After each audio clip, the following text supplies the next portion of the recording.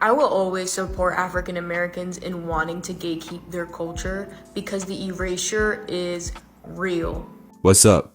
Welcome back to the channel. In a passionate and unapologetic statement, an Afro-Latina woman recently called on Black Americans to gatekeep their culture to combat cultural appropriation and erasure. Her message, which quickly gained traction online, resonated with many within the Black community and sparked broader discussions about cultural preservation, entitlement, and respect. The speaker made a compelling case for why Black Americans must protect their cultural heritage, particularly in music, gatekeep hip-hop, gatekeep R&B, gatekeep your culture, period, she urged. Drawing parallels with her own experience as an Afro-Latina, she pointed out that genres like Reggaeton, Salsa, and Bachata, often viewed as simply Latino music, are deeply rooted in Black Latinidad. Historically, these genres were pioneered by Black Latino artists, yet today, white Latino artists dominate the mainstream. She highlighted the controversial decision to award J Balvin, a white Colombian artist, the Afro-Latino Music Artist of the Year award as a blatant example of cultural erasure. Gatekeep hip-hop, gatekeep R&B, gatekeep your culture, period.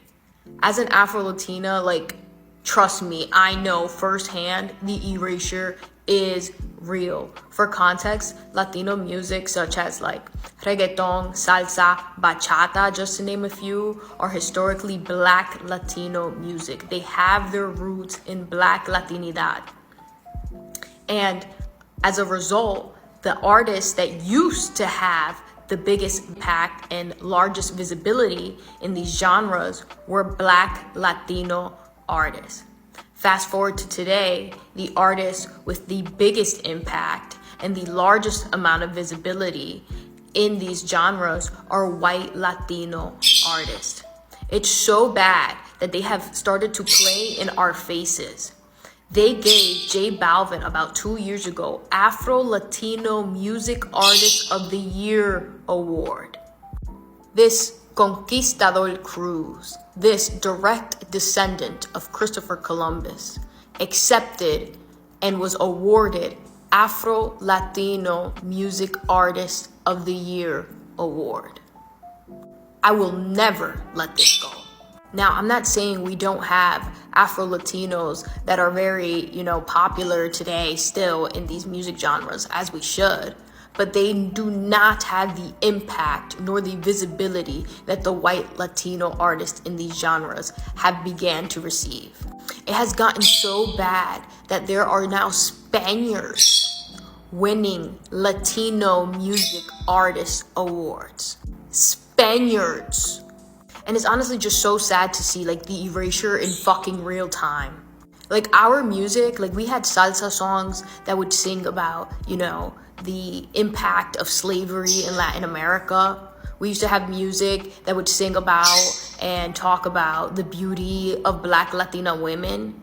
None of that exists anymore for the most part. So yeah, gatekeep. The Afro-Latina woman's plea underscored a troubling cycle. Cultural elements start as shared, are then appropriated, and ultimately erased.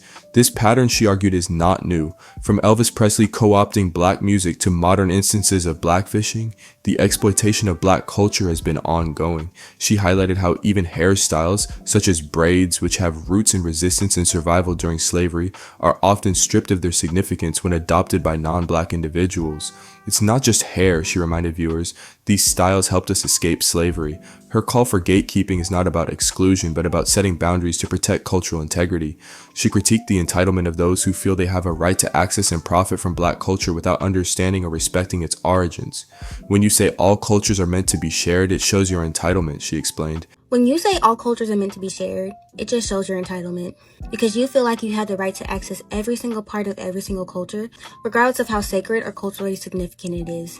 Also, when you say a culture cannot own something, because ownership implies access only with permission. And you feel like you have the right to access it without a culture's permission. And when your entitlement is checked by a culture saying no, you resort to gaslighting as a way to justify disrespecting the boundaries a culture has set. That's why you try to convince Black people that it's just hair and our styles have no cultural significance, despite the fact that they helped us escape slavery. That's why you'll try to convince us that we didn't create our own hairstyles, and that other cultures with completely different hairstyles are the creator of our hairstyles. That's why you'll try to convince us that genetic features like blonde and straight hair are comparable to a cultural hairstyle, even though Black people have been shown to be born with naturally blonde and straight hair. You'll try to convince us that because one culture doesn't care, we shouldn't either, even though we have a very different history and experience. You also try to make us dismiss the racism, discrimination, blackfishing, and profiting of Black culture that have led us to create this specific boundary. And of course, you like to act like we gatekeep our entire culture, even though we've been known to share our music, our food, our entertainment, our fashion, and so much more. And then you'll try to convince us that we're the problem, that we're racist, that we want everything to be separate just because we set a few boundaries out of the multitude of things we share of our culture with society. And this is all due to the generational and historical mindset of not liking the word no. That's the entire reason that colonization happened. And see, it starts off as sharing, then it goes to stealing, then it goes to erasure. That's why we're just finding out now that Elvis stole songs from Black artists, and why something comes out every other day that something was actually made or started by a person of color. So you can say those things if you want. I'm just letting you know what type of person it makes you look like. The Afro-Latina woman's message found support from many who echoed the need for cultural preservation. Others emphasized that Black communities have historically been generous in sharing their culture through music, fashion, and art, but that this generosity has often been met with exploitation. Because y'all refuse to gatekeep, there are non-POCs on this here app doing quick weaves. What's even worse, there are POCs in the comments applauding her. You ate that up. What is wrong with you people? When will y'all draw the line?